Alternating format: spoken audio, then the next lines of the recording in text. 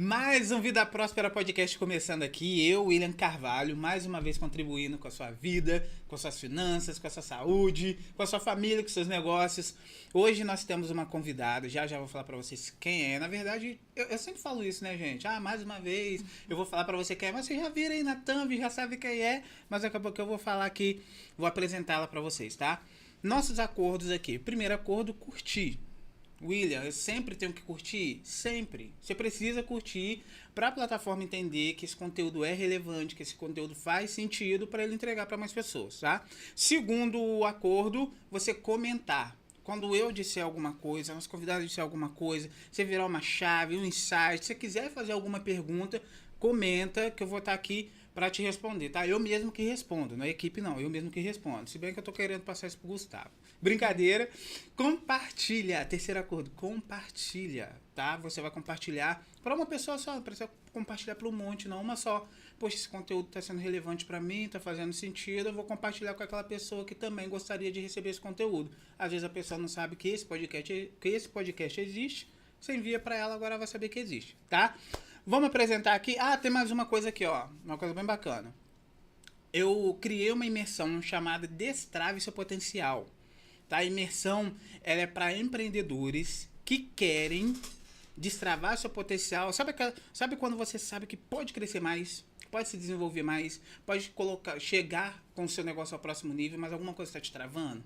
E você sabe que não é recursos, que é recursos materiais, financeiros, você sabe que é alguma coisa dentro de você? Então, eu vou estar com a imersão para te ajudar. Vou deixar o link aqui também na descrição para você clicar, vai direto para uma página, lá vai estar tudo explicadinho para você ter acesso e fazer parte aqui da imersão.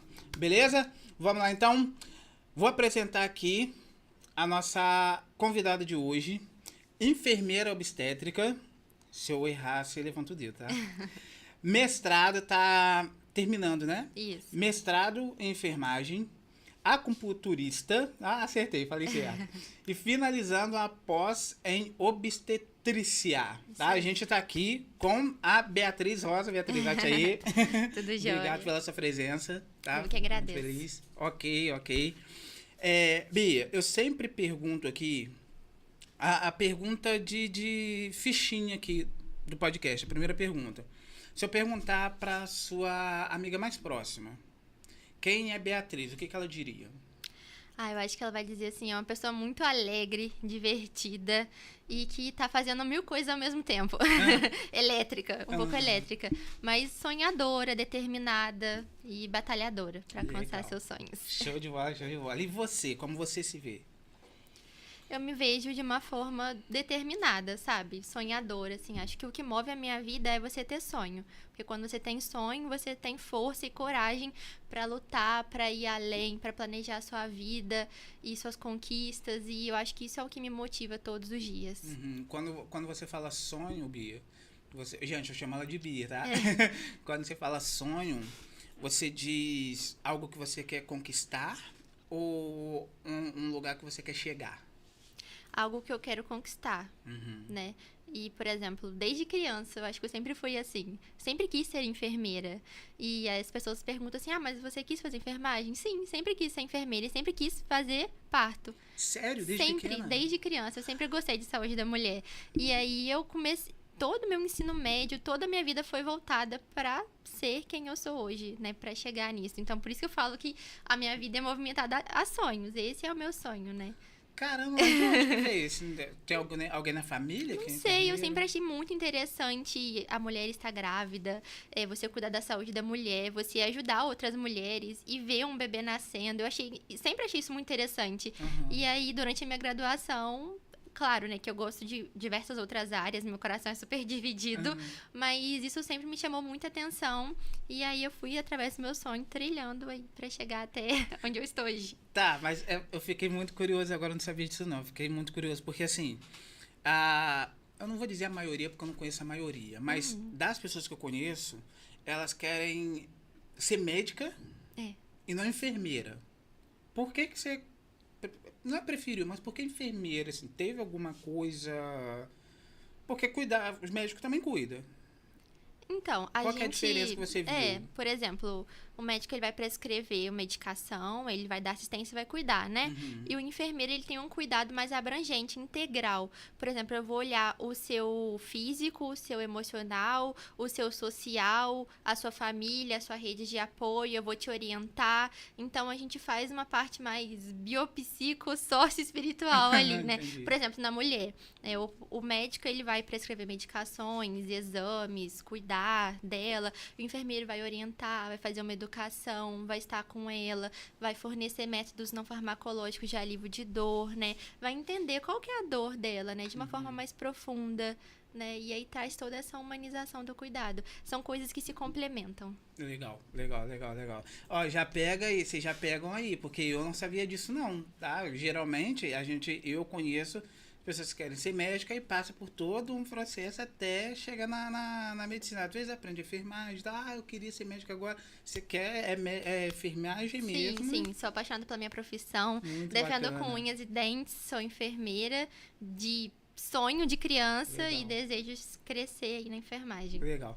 E onde que você nasceu, Gui? Onde você nasceu? Quem cuidou de você? De onde que você veio? Sou daqui de Além Paraíba mesmo, né? A minha mãe é uma das grandes incentivadoras. E ela que movimentou eu ser tão sonhadora assim. Na minha família, eu sou a primeira que se formou em uma universidade federal. Federal. E isso, pra mim, tem um peso importante, né? Meus pais sempre foram muito trabalhadores e sempre me incentivaram assim, vai, cresce. E aí, com 17 anos, eu fui morar em Juiz de Fora sozinha. Por que não, né? Quantos anos? 17. Caramba. 17 anos, sim. Aí eu passei na UFJF e comecei a fazer enfermagem lá. E aí você passa por desafios, né? De ficar longe da sua família, de sentir saudade, passar uns apertos sozinha. Com certeza. E aí eu fui trilhando. Mas quando você foi, no caso, se foi sozinho que você já falou, o único apoio que você tinha de lá, daqui, eram seus pais. Lá você não tinha um apoio mais próximo, assim. Não, só amigos, né? A gente constrói uma família dentro da universidade. Mas porque quando você foi, você conheceu o pessoal lá? conheci lá, não conhecia ninguém. Caramba, é muita coragem. Foi muita coragem, né? Tanto da minha família em permitir eu vivenciar esse sonho, quanto minha. A minha mãe sempre falava assim, não, vai que eu tô aqui. Qualquer coisa que precisar, eu tô aqui, mas você vai. Tem que ter coragem. Nossa, tem que ter muita coragem mesmo, muita coragem. E eu achando que era corajoso. Tem que ter muita coragem. Dentro da enfermagem, qual é o maior desafio, não dos profissionais, mas dos pacientes? É pacientes, né? Sim. Quais são os maiores desafios que eles encontram ali? Em questão de saúde, que você vê que é mais comum aparecer? Eu acho que o maior desafio é ele entender o cuidado. Muitos dos pacientes, eles saem das consultas com uma prescrição e ele tem que tomar esse remédio. Beleza. Mas ele não consegue entender o porquê. O que ele tem? Às vezes o paciente toma um remédio e ele não faz a menor ideia de qual é a doença dele. Ou por que ele está fazendo isso, né? E aí que traz a importância da enfermagem, da gente fazer uma educação com aquele paciente. Olha, o senhor tem uma pressão alta, então a gente tem que ver a alimentação, tem que ver a atividade física, tem que ver a orientação. Tá tomando o remédio certo? Como é que tá? Então, a gente tem que ver uma parte mais abrangente. E eu vejo que essa comunicação, educação em saúde, é a parte que é mais difícil deles. Assim, de entender que tem que ter uma adesão do tratamento. Se não tomar o remédio certo, o que acontece? Se tomar o remédio errado, o que acontece? Entendi. Quando você explica para o paciente, e aí ele entende essa questão de eu tenho que tomar nesse horário por causa disso, para cuidar disso. Eu tô te perguntando isso porque eu não fiz isso diretamente, mas eu já vi acontecer bem próximo. A pessoa não toma o remédio como deveria tomar, ou não se cuida como deveria se cuidar. Qual que é o papel da enfermeira nesse caso? O papel da enfermeira é reorientar. A gente traça um plano de cuidados, né? A gente acha assim, só tem prescrição médica, a gente tem prescrição de enfermagem, a Legal. gente tem diagnósticos de enfermagem, intervenções de enfermagem, e Caramba. aí a gente tem todo um processo sistematizado. Aí eu penso assim, as pessoas não fazem ideia do quão profundo é o enfermeiro, né? Sim. A sua atuação e a Seja importância profundo, dele. pode falar, pode falar. E aí a gente vai fazer uma anamnese, que vai coletar um histórico detalhado do paciente, da família, do seu meio social. E aí depois disso a gente vai traçar um plano de cuidados para ele. Qual é a dificuldade dele de tomar o remédio certo? O que ele passa? Como que é a rotina dele? Ele tem rede de apoio? Ele tem família para isso? E a gente vai integrar essa família no cuidado dele também. E aí depois a gente vai fazer as prescrições de enfermagem, né? Orientações. Às vezes a gente vai colocar, por exemplo, uma receita com esse remédio durante o dia, vai desenhar um sol. Pacientes, às vezes, eles não são alfabetizados. Sim, Como é que verdade. faz? Né? Então, a gente vai criar métodos de cor, de número, de desenho, para tentar orientar aquele paciente e ir acompanhando ele também, a evolução ao longo do tempo. E como que você descobre que ele não... Porque acredito que alguns têm vergonha de dizer. Como que você descobre que ele não é alfabetizado, que tem alguma dificuldade? Claro que é a Sim. William perguntando, eu entendo. Mas tem um processo com essa pergunta? Tem alguma coisa que a pessoa escreve, assina? Como é que é? Na minha vivência até hoje, posso te dizer, da minha vivência, eu percebo que os pacientes, eles têm um pouco mais de liberdade de conversar com a gente. Porque, às vezes, a consulta é muito rápida, né? Com os profissionais. O profissional tem ali um monte de paciente para atender. Não tem como ele dar tanta atenção No caso, assim. médico. Isso. E, às vezes, eles ficam com vergonha de falar com o médico que não entende. Pega a receita e vai embora. E aí, ele chega... Será que você pode me explicar? Qual parte que o senhor não entendeu? Eu sempre pergunto, qual a parte que o senhor não entendeu? E aí ele fala, não entendi nada.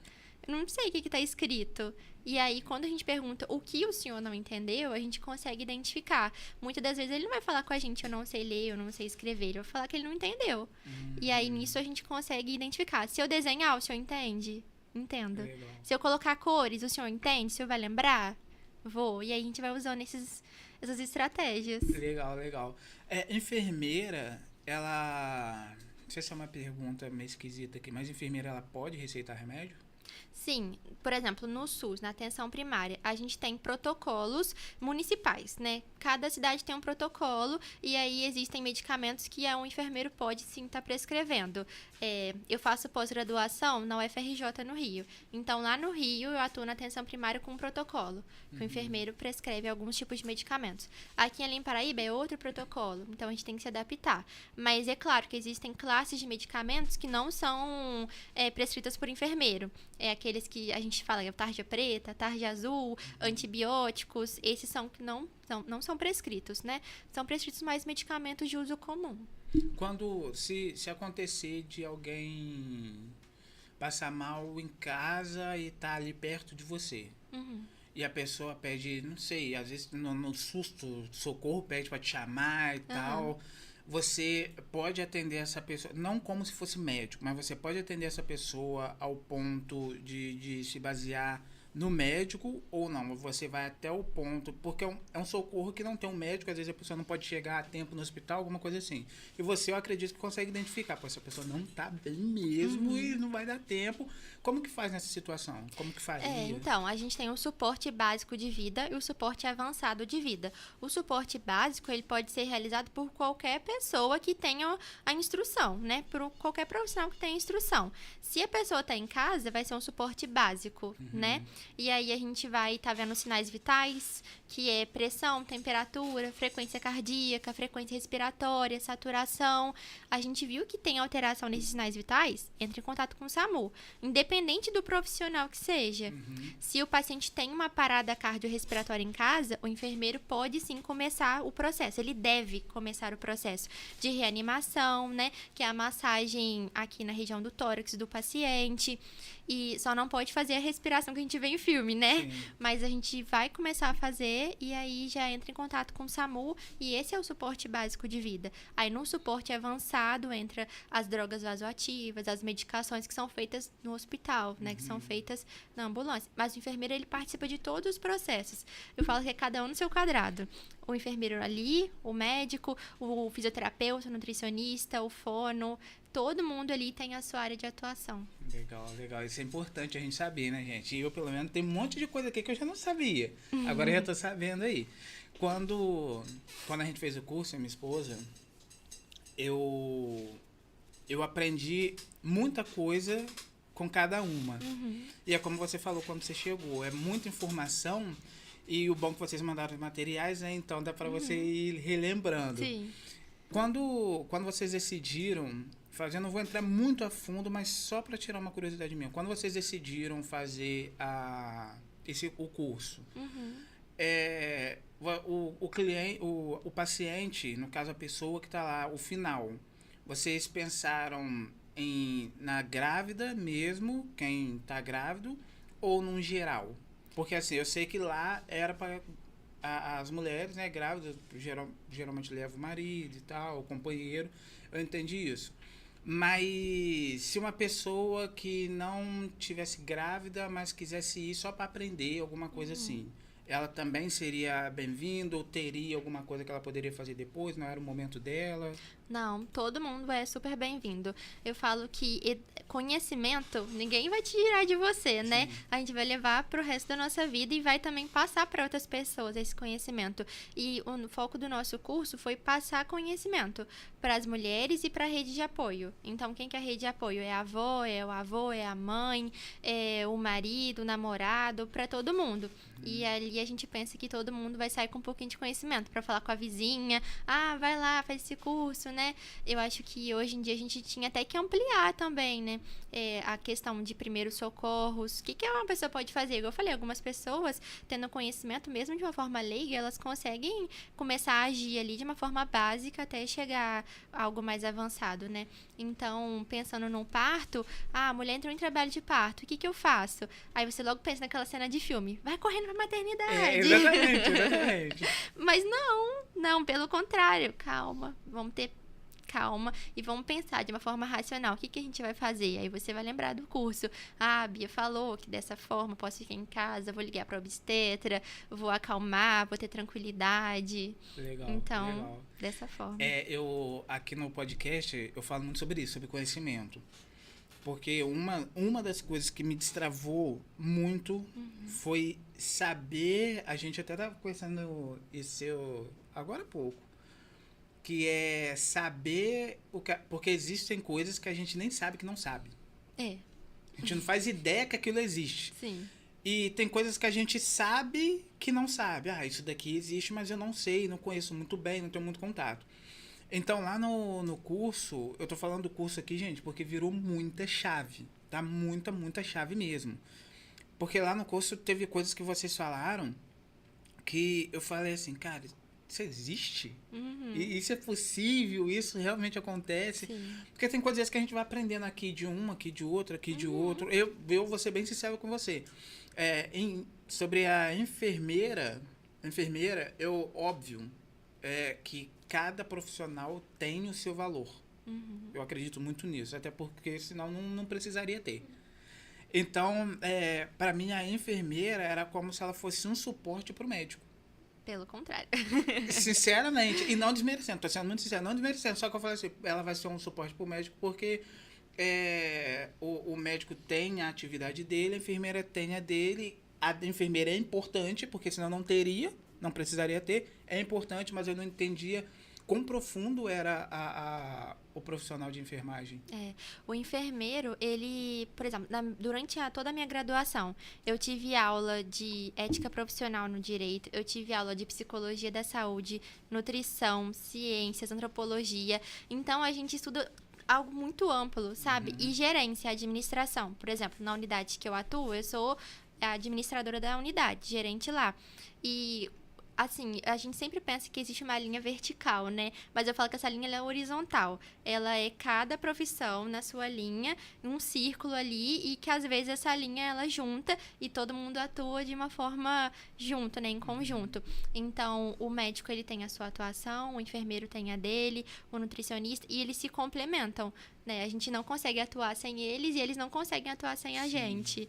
Então, é legal que as pessoas pensem sobre isso, porque muitas das vezes a gente tá vendo o enfermeiro ali, vai fazer a medicação, vai fazer algo, mas tem muita coisa por trás daquilo, né? Tem um planejamento de uma assistência, tem uma educação em saúde, tem toda uma visão integral que a gente olha o paciente.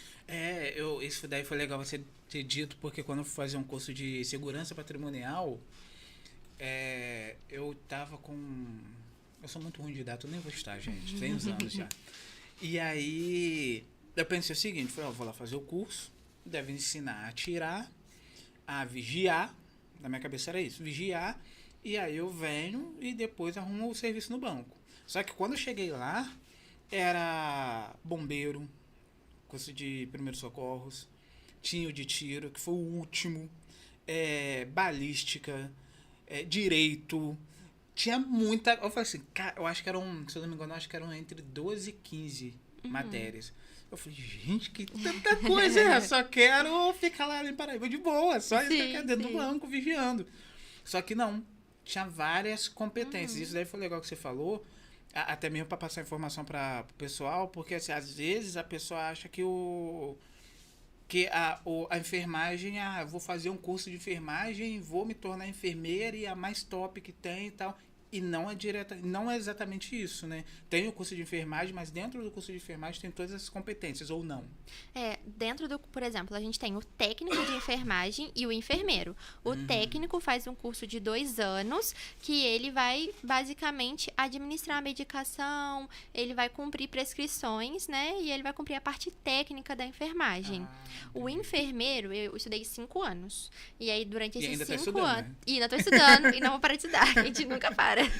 O enfermeiro, durante esses 5 anos, a gente tem grades curriculares. E essas grades, a gente tem matérias. E essas matérias vão abranger anatomia, farmacologia. Então, a gente estuda sobre medicamentos, vai abranger nutrição, toda a parte da enfermagem, tanto técnica, quanto toda a parte ali, a ciência, né? E pesquisa também. Porque eu falo que a gente, enfermeiro, pesquisa, assistência, docência, é tudo, né? Eu já atuei um tempo dando aula, aí atualmente estou pesquisando, estou na assistência e a gente vai. O Gustavo até brincou com ela aqui, pessoal. Falou assim, você dorme? A gente... Que é muita coisa, tenta, né? É muita coisa, é muito estudo. Isso é bacana você ter falado. E dentro ali da enfermagem, qual que é o maior mito, não o maior mito, mas um mito assim que acontece muito com as pessoas... Quando você fala alguma coisa, quando você explica alguma coisa sobre ser enfermeira, como é enfermagem, que a pessoa fala assim, nossa, eu não sabia. Eu pensava que era desse jeito. Pode falar em 1 ou 2 mitos ali que mais tem. Eu acho que as pessoas não acreditam tanto na nossa independência. Elas ainda acham que a gente está atrelada a uma outra profissão, mas somos uma profissão individualizada, independente. A gente consegue atuar de uma forma independente. Hoje em dia, o enfermeiro ele tem consultório, ele tem clínica, principalmente na saúde da mulher, né? Ele atende, ele faz preventivo, ele faz pré-natal. Eu faço pré-natal toda semana. E aí, uma coisa engraçada é que é cultural, que eu percebo. Por exemplo, em cidades grandes... as pessoas já conseguem visualizar a figura do enfermeiro de uma forma mais independente. Buscam o enfermeiro, porque conseguem uma atenção maior. Sim. Em cidades pequenas, ainda é uma cultura biomédica. Eu vou no médico porque ele é o doutor, que eu vou ser atendido. Tem essa cultura. E aí, eu tô tentando rebater isso na minha unidade, né? Fazendo pré-natal, puxando as gestantes. Vem em mim. E aí, ela sai de lá assim, poxa vida, posso marcar mês que vem? Eu não sabia. Eu não sabia que era assim, que você ia me passar esses medicamentos, esses exames, que você ia ter essa visão, que você ia me encaminhar para outro profissional. Eu brinco que um profissional bom é aquele que vai te encaminhando. Sim. Nutricionista, dentista, médico, porque a gente tem que saber trabalhar em conjunto, né? Isso mostra que não somos suficientes, né? Legal. Então, eu acho que a maior dificuldade do enfermeiro é entender que as pessoas entendam a nossa independência e valorizem. Sim, porque... Entender uma coisa e valorizar a outra. É. Não, eu entendi, eu sei como é que é, mas mesmo assim... beleza. Pois é. Tá, tem um outro mito assim que você consegue lembrar? Não, é que algumas pessoas acham que a gente fica ali, né, subordinado ou algo do tipo, que não pode fazer determinadas ações. Ah, você não pode fazer um preventivo? Você não pode prescrever esse medicamento? Mas podemos. Pode. Bacana, bacana, bacana. Dentro do seu segmento, qual que é... Vou reformular a pergunta, fazer um tipo de pergunta, vou fazer outra. Quando a pessoa chega até você e ela já conhece você, já sabe, e você encaminha ela para um outro profissional. Você continua acompanhando essa pessoa, porque caso nutricionista, eu vou te encaminhar para o nutricionista. Você vai continuar acompanhando essa pessoa. Mas quando essa pessoa chega até o nutricionista, esse nutricionista, ele já sabe que existe uma enfermeira, ou a pessoa tem que falar para ela que foi encaminhada por uma enfermeira, como que porque tu vai ter receita também, né? Vai ter um encaminhamento ali por escrito. Por exemplo, vou falar como funciona no SUS e depois eu falo um pouco do particular, né? No SUS, na minha unidade, chegou uma gestante, então eu vou encaminhar ela para nutricionista. E aí eu mesmo vou conversar com a nutricionista sobre esse caso. Eu gosto muito de discutir os casos com os profissionais. Olha, chegou essa gestante, eu tô com risco de diabetes estacional, o que você acha? Ela já me falou que tinha uma certa restrição alimentar, aí eu te encaminhei pra ela. Aí ela atende, aí ela conversa comigo, Bia, eu orientei ela falou que vai fazer isso. Aí no próximo mês eu vou lembrar e vou olhar, né? Porque a gente tem prontuário eletrônico. Então a gente evolui a paciente, coloca todos os dados lá, e aí eu consigo ter essa comunicação na minha unidade. No particular, uma coisa que eu sempre falo é que os enfermeiros têm que fazer carta. Porque você vai no médico, ele faz uma carta pra você e no outro profissional. Aí você entrega bem chique, né? Sim, sim. Por que o enfermeiro não? Né? Legal. Então, assim, a gente tem que se valorizar. Eu acho que a nossa valorização começa com nós mesmos. Nós, profissionais, precisamos de nos impor e nos valorizar como uma classe. Então, a gente vai fazer uma carta, vai descrever o caso do paciente e vai entregar e falar assim, olha, conversa com esse profissional que eu tô te encaminhando. Gera até um valor também. Gera um né? valor pra gente de uma forma profissional. Legal. Nessa questão de valor, você percebe que tem muito profissional de enfermagem bom, porque eu não sei nivelar o que é um enfermeiro bom e o que não é, você sim. sabe. Mas que talvez não se dá esse valor, talvez por ser um técnico, ou talvez é um enfermeiro, mas acha que, cidade pequena, ninguém esquenta a cabeça com isso e tal. Você vê muito isso acontecer? Olha, eu vejo muito. O que acontece? Quando eu me formei na UF, é uma formação que abre a nossa mente, uma universidade, né? São 5 anos de formação. E eu comecei a trabalhar lá. Eu dava aula para técnicos de enfermagem. Eu sempre falava para eles, sabe? Se impõe, cadê seu valor como técnico, né? É claro que são coisas diferentes, o técnico do enfermeiro. Mas ele também merece essa valorização. E eu comecei a atuar em um hospital particular. E aí eu via um pensamento. Eu tinha muito medo de voltar para Belém Paraíba, sabe? Sendo muito sincera. Porque a mentalidade aqui é diferente das pessoas. Sim. E eu tinha esse receio dessa valorização profissional. Eu ficava tipo assim, poxa, tô fazendo mestrado, tenho uma amplitude um pouco maior, né? No tanto que tem gente que sai daqui e vai pra lá. Sim, e aí eu conversando com a Débora, ela falou assim, eu acho que a nossa cidade precisa de bons profissionais também. E o quão é importante a gente voltar para nossa cidade natal e tentar fazer coisas boas para nossa cidade, né? Tentar ser um bom profissional. E eu tô muito feliz na minha unidade e eu vejo que isso é um trabalhinho de formiguinha, sabe? Aos pouquinhos, assim. E eu percebo que, infelizmente, tem muito profissional que ainda acha que ele é subordinado, que ele só tem que fazer o que é prescrito e mais nada. Ele não é, mas se comporta como Ele, se fosse, né? ele não pensa que ele é independente. Somos uma profissão independente reconhecida há muitos anos. E aí eu vejo esse pensamento, assim, eu vejo que a gente tem ainda que ampliar, sabe? Tem que pensar que somos um profissional, que temos capacidade, temos uma classe, né, muito grande. A gente, se eu não me engano, é da segunda maior classe do Brasil de trabalhadores, o enfermeiro. Perde Faz apenas... sentido. É muito grande, muito grande. E a gente, por exemplo, a gente teve uma batalha muito grande pelo piso salarial. Antes a enfermagem não tinha um piso. Então, aí já era uma desvalorização, tanto profissional quanto financeira. E aí a gente trabalhou pra caramba pra poder conseguir um piso, que ainda hoje não é implementado em todas as cidades. E aí eu acho que a nossa profissão, ela tá caminhando pra valorização, né? O enfermeiro, ele tá conseguindo respaldo cada vez mais. Por exemplo, o enfermeiro coloca DIU, coloca em plano, faz preventivo, faz pré-natal, tem direito de prescrições, faz laser, abre consultório. Eu acho que a nossa classe está crescendo cada vez mais. Mas para isso, precisa do enfermeiro se empoderar e pensar, né? Eu sou independente na minha profissão. Independente da minha profissão, pensando que eu trabalho em conjunto com outras.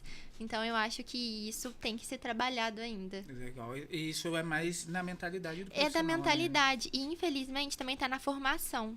Porque se você aprende de uma forma e você não conhece o universo de coisas, você fica ali, né?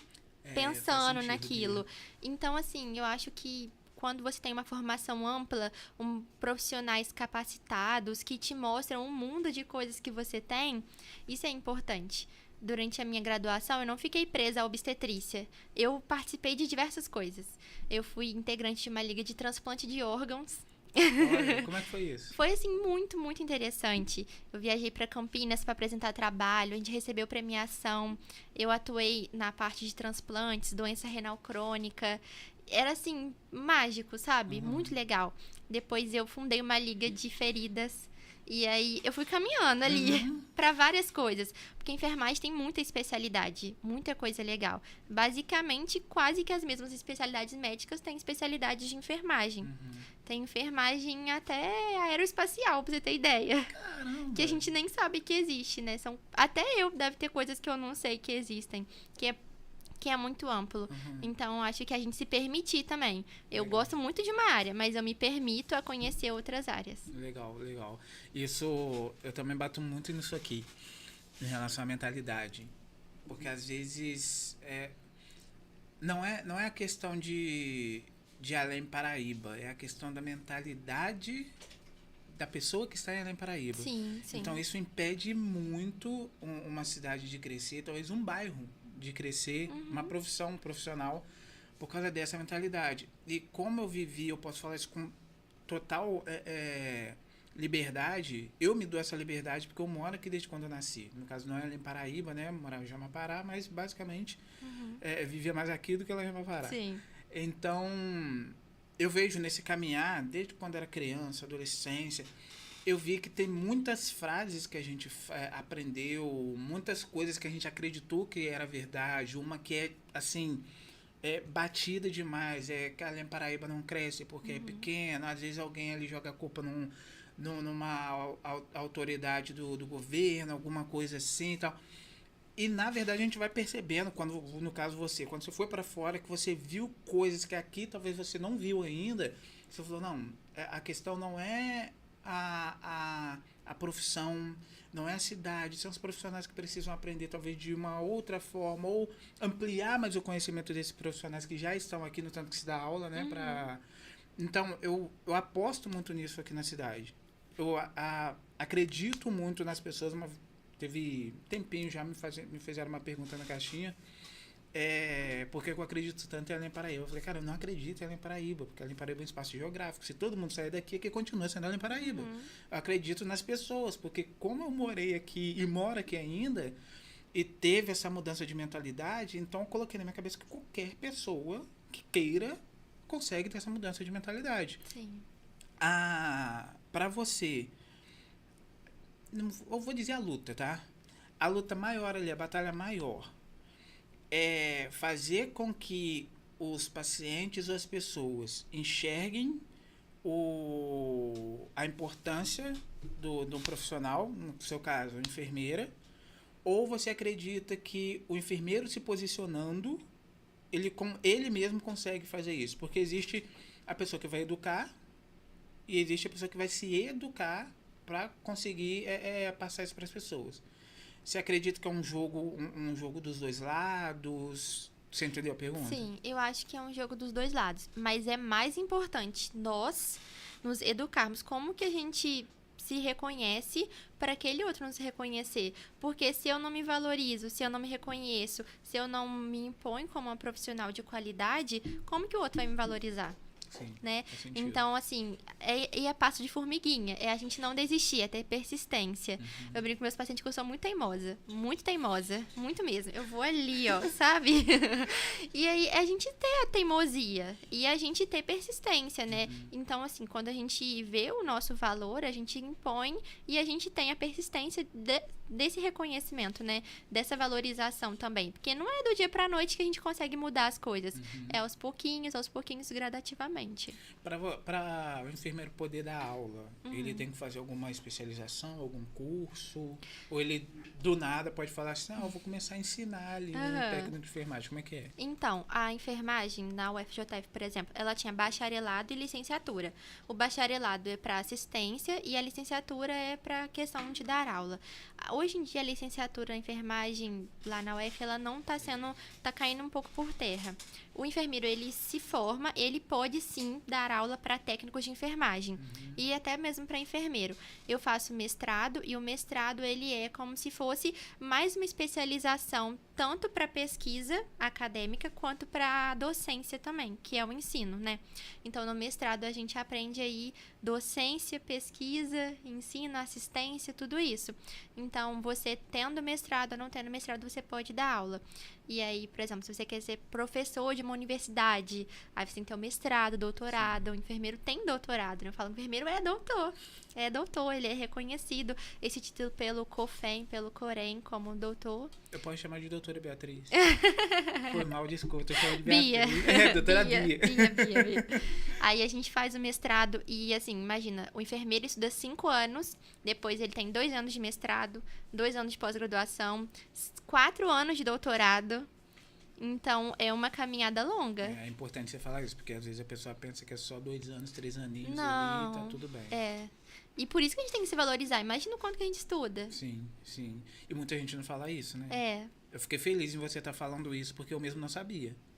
Então, o pessoal que vai assistir aí já vai entender um pouco mais do quão é trabalhoso, profundo, e o quanto vocês estudam também. Muito. Também, para chegar a um ponto de poder conduzir uma pessoa com algum problema na saúde, alguma dúvida que ela tenha, né? Sim. Legal, Bia. Ó, a gente tá quase chegando ao fim, mas eu quero saber uma coisa antes de você. Teve alguma situação engraçada que você já passou, que você já presenciou no consultório, ou num hospital, ou na rua, ou algum lugar assim, em relação ao que você faz? Então, por um tempo durante a faculdade, eu fui doula. O que é doula? É você atuar na assistência pré-parto, antes do parto, durante o parto e no pós-parto com a mulher. E eu brinco que doula é uma profissão de muita aventura. Por quê? A mulher ela pode entrar em trabalho de parto em qualquer momento e você tem que ir lá dar assistência a ela, né? E aí eu tinha uma paciente aqui de Além Paraíba, que eu fazia acompanhamento até lá no espaço. E aí era até uma festa da cidade, eu estava aqui na cidade. Festa da cidade, estamos aqui, né? E aí ela entrou em trabalho de parto, ela falou assim, estou indo pra Juiz de Fora, vamos junto? Então vamos. Tem que ser a coragem. E aí eu fui de carro com ela e ele alta velocidade, o acompanhante dela, né, indo pra Juiz de Fora, a gente chegou lá super rápido. Imagina como é que viu o coração da pessoa, né? Eu ainda era acadêmica de enfermagem, mas já tinha formação como doula. Já tava aí nessa área da saúde da mulher. E aí chegou lá, eu já suspeitava, né? Não tinha uma dilatação muito efetiva e tudo mais. E aí ela falou assim, eu acho que vou ficar aqui na pousada. Você tem um lugar pra ficar? Tenho, mas eu não tô com a chave do meu apartamento. Aí eu liguei pra minha amiga, né? Aí eu falei assim, será que eu posso dormir na sua casa? 3 horas da manhã. Ela, pode vir. Uma grávida. Aí a grávida foi pra pousada e eu fui pra casa da minha amiga. Aí eu peguei um moto-Uber, assim, né? Deus protege. De madrugada pra ir pra casa dela pra dormir, enquanto a grávida tava na pousada. E aí ela abriu lá o portão, coitada, 3h30 da manhã, sem entender nada. E eu entrei lá, eu falei assim, não, posso dormir no sofá mesmo, sem fazer barulho, nem nada. Deitei no sofá, era muito frio, né? Era tipo agosto, era muito frio em Juiz de Fora. Aí ela me deu umas cobertas e eu fui dormir lá, de madrugada. A mãe dela acordou, achou que era a filha dela. Aí fui lá no sofá me acordar. Oi, minha filha, tudo bem? Aí eu virei assim, meu Deus, o que você tá fazendo aqui, menina? Aí eu vim pra um parto. Aí ela, que menina doida. Até explicar isso tudo. Até esse cara, não, é porque eu saí da minha cidade, que tinha uma mulher, entrou em trabalho de parto. Mas a mãe dela já te conhecia? Não, super me conhecia, a gente era melhores amigos da faculdade. Mas Ela achei que já você sabia tava- que eu era doidinha, assim. E fazia mil coisas. Até hoje eu sou assim. Então, entendi. Um parto. Dorme aí, minha filha. Aí no outro dia, ela contando, ela dá risada até hoje, que ela tomou um susto, porque Com ela certeza. achou que era a filha dela. E do nada era amiga da filha dela, dormindo na sala da casa dela. Com certeza. Porque tava esperando um parto acontecer, entendeu? Deus do céu, Aí que no outro susto dia eu pra essa mãe. acordei e fui lá e Aí aconteceu deu o tudo parto. certo. Deu tudo certo. Você não contou isso pra grávida, não? Ela não sabe. Não sabe? Conta pra ela que ela vai gostar também. Pois com é. certeza. Gente, se alguém quer fazer alguma pergunta, Gustavo, Duda, não, meu amor. Não, o meu amor é a Márcia, tá? O meu amor é a Márcia, tá, gente? Pra gente finalizar, Bia, é uma brincadeira que eu gosto de fazer aqui no final, tá? Você vai desaparecer da Terra. Desaparecer. Ninguém vai lembrar de você mais. Nem que você existiu, nada disso. Só que vão lembrar de 3 conselhos que alguém deu para a humanidade. E a humanidade vai seguir esses conselhos, porque eles vão acreditar que esses conselhos são bons. Quais seriam esses 3 conselhos que você deixaria para a humanidade? Seja forte, corajoso e sonhe. Acho que essas 3 palavras, elas seguem a minha vida, assim, força, coragem e sonho. Porque com força a gente consegue passar nossos obstáculos, né? Porque às vezes a gente passa por tempestades, por chuvas, por noites difíceis. E a coragem é pra gente conseguir, né? Continuar. E o sonho, eu acho que é o que vai movimentar a gente. Pra gente conseguir alcançar. Eu sempre levo essas palavras comigo. Boa. Então, o primeiro conselho é seja forte, segundo, seja corajoso, terceiro, tenha sonhos. Tenha sonhos. Perfeito, perfeito, bate aí. Prazer, gostei Foi ótimo, muito. obrigada. Gente, ó, fiquem com Deus, tá? Espero que vocês tenham gostado. Não esqueça de compartilhar, fazer alguma pergunta, curtir, fiquem à vontade para fazerem isso, tá joia? Fica com Deus, até o próximo podcast. Tchau.